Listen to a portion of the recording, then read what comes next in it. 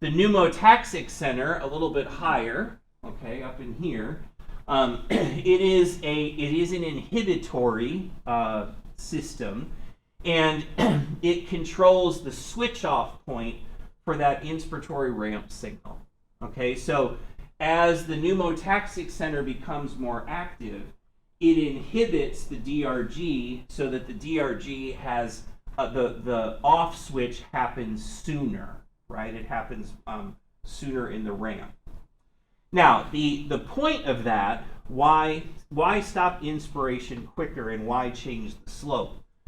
The two of those together are going to determine respiratory rate. Okay, so the faster the off switch, the more breaths you can put in a minute.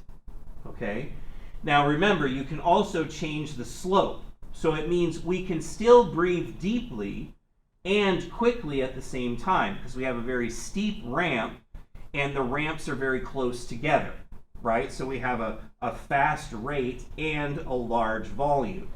Well, and we can do the opposite. We can shrink the slope, make inspiration take longer, and that's going to make our respiratory rate slower, right? So it's not that the DRG is setting a rate like the essay node does. Instead, it's setting two variables. What is the slope of inhalation, and then how quickly does inhalation stop and exhalation begin? Okay, so this inhibition of the pneumotaxic center, it limits the length of inspiration, which has the secondary effect of increasing respiratory rate. And then we can change the slope too. So a strong signal here can increase the respiratory rate to 30 to 40 beats per minute, or breaths per minute. Sorry, wrong organ. Breaths per minute. Weak signal, 3 to 5 breaths per minute. So we have a wide range of respiratory rates. Okay, and remember, our respiratory rate is going to depend upon our physiologic status, which is where the second half of this talk is going to go.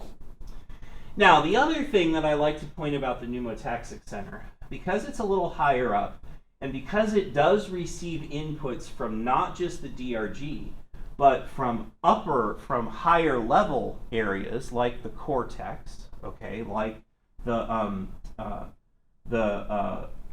basal ganglia are involved here too. It means that the pneumotaxic center has a better idea of what the whole organism is doing. All right, the DRG is dumb. All it knows is what the pH is, what the PCO2 and PO2 is. The pneumotaxic center has some sense of what you, a human being, are doing. So the pneumotaxic center allows us to coordinate our breathing with other activities. Now, we do this all the time. Anytime you talk, right, you're using your respiratory system to make noise. Well, you also need your respiratory system to stay alive, right? So the pneumotaxic center is coordinating those two activities. Another good example of this is swimming, right? We can't breathe underwater, so we have to coordinate our breathing with our position. So the pneumotaxic center needs to know when is a good time to breathe in and time to breathe out. Okay, so this is the smartest area of the respiratory control center. Now, I do not want you to think that all respiratory control is automatic and in the brainstem, because it's not, right? I could ask all of you right now to take a great big breath in and blow bubbles, right? So clearly the respiratory system can be controlled by the conscious mind, right? And that control of the conscious mind will override this basic control until physiology starts to play a role, right? In other words, you can't hold your breath long enough to die. You can only hold your breath long enough to go unconscious, and then you'll start breathing normally again. It's why we don't worry about little people who have breath holding spells, right? Sometimes little toddlers will get so mad that they'll scream, and then they'll pass out. And parents freak out, but it's like, nope, now they're breathing just fine, right? So the brainstem will re-exert control before you damage yourself, right? Before the organism damages itself.